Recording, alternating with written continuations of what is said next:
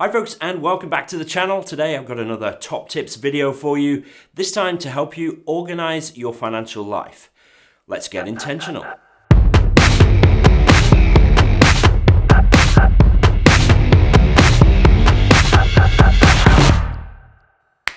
Hi, if you're new here, my name is Pete Matthew. I'm a chartered financial planner based in Cornwall in the UK. I've been putting up content on YouTube for more than 10 years, giving you everything you need to know and everything you need to do to secure your financial future. Now, most people are terrible at organizing their financial lives. There's a lot to do, right? Insurance renewals, remortgage deals to work out, utilities that haven't been switched in ages, and there's that nagging feeling that things could be better, cheaper, more efficient. Let's dive into the steps that we need to work through to get things in much better shape. Number one, organize. Last week we talked about organizing your financial paperwork, but maybe we needed to take this a step further because now so much of what we receive is digital. This week I got my car insurance renewal through, I checked it, did a comparison site search, changed provider, and cancelled the old policy without any paper crossing my desk. Now, if you haven't yet, definitely check out last week's video. I'll put a link up there in the top right hand corner for you to go straight to it. Just remember to come back here afterwards. Organizing things might seem really daunting at outset, but working through last week's checklist will definitely help.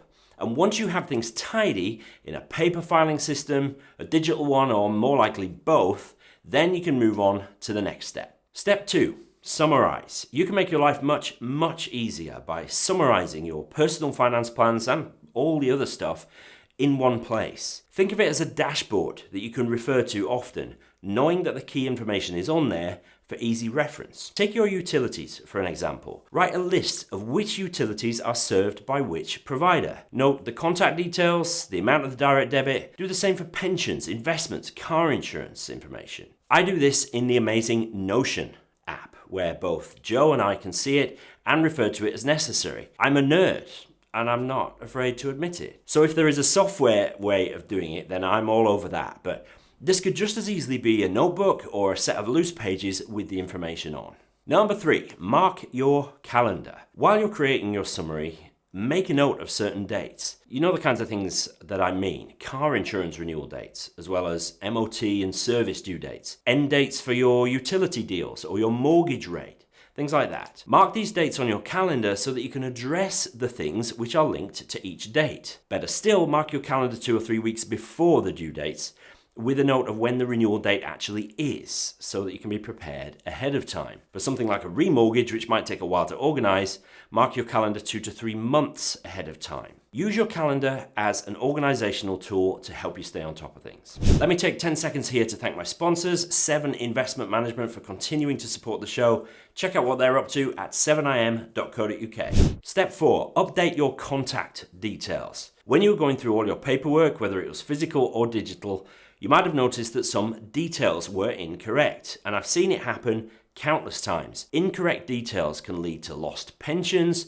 investments, insurance renewals not being picked up on time. Take the time to check that your contact details are correct in every case. Where they are not, contact the provider to update your information. In particular, make sure you've got the correct email address registered. Step 5, shop around. Providers of insurance, investments, savings accounts, utilities, banking, pretty much everything, they rely on inertia to keep you as a customer. Certainly they're not bending over backwards to give existing customers the best deals. Fortunately, it's never been easier to shop around using comparison sites, so make a point of doing so. And don't be afraid to negotiate with your current providers too. Sometimes that's easier than switching, right? Shop around first and then present the switch option to your current provider. Maybe they'll match it, maybe they won't, but you don't know if you don't ask. Step 6, optimize. Chances are, as you're working through things, you'll spot opportunities to simplify and optimize your affairs. Have you got 2, 3, 7 different savings accounts? Why not tidy them up to make life easier?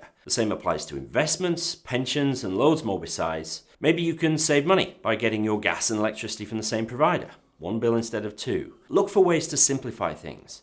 You'll have less paperwork coming in, and that in itself will help you to stay on top of things. Step number 7, collaborate. If there are 2 of you in partnership in your home personal finances, then collaborate to the extent that you want to. Even if you have a partner who is totally disinterested, they at least need to know where everything is held and what is where. Find a way to get together on this stuff as often as you need. Monthly works well. Quarterly is a minimum, I'd say. If you're budgeting together, then monthly is definitely a minimum. The active partner can make it easier for the more passive one by going through things ahead of time and preparing so that the actual collaborative part doesn't take any longer than necessary. Step number 8, have an inbox. I love David Allen's Getting Things Done, or GTD system for self-organization. In it, he talks about having a series of inboxes where anything which comes into your life is first staged so that it can then be dealt with. Now, I've got an inbox at home in our hallway cupboard.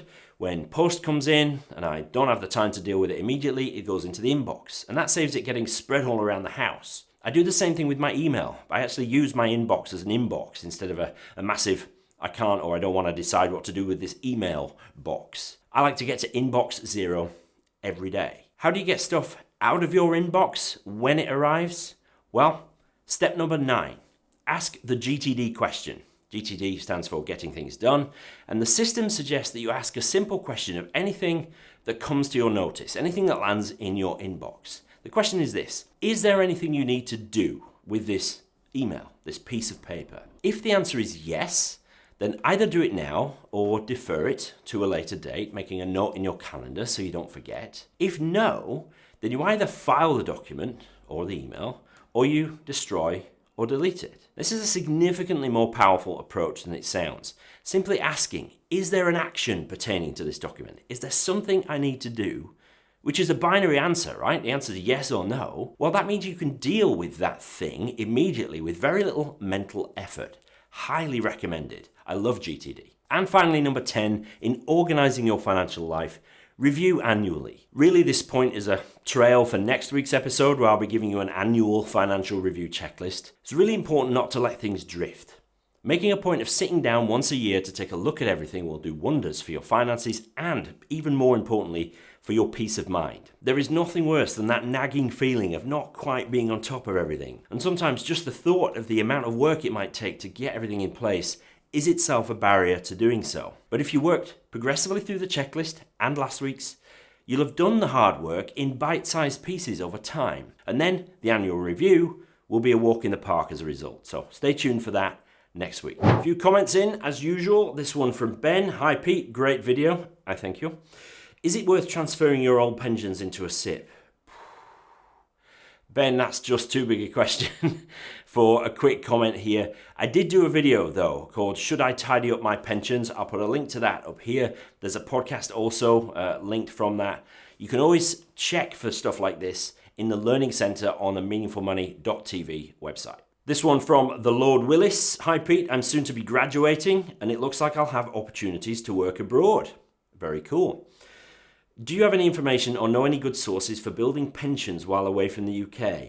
I already invest in a long-term index fund, but I'm wondering about how adding to these and pensions work when you move around. It's a really good question, the Lord Willis.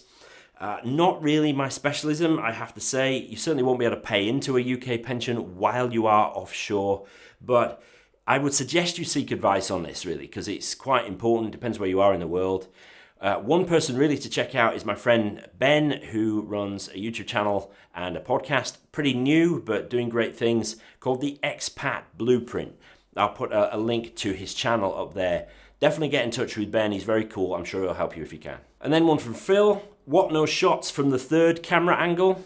Spotted that, did you Phil? Basically we've got 1, 2 and, did you mean that one up there? Phil was my best man and a great mate of mine. Okay, I hope that was helpful for you. You can download a printable version of this week's checklist from the Meaningful Money website. There's a link underneath the video.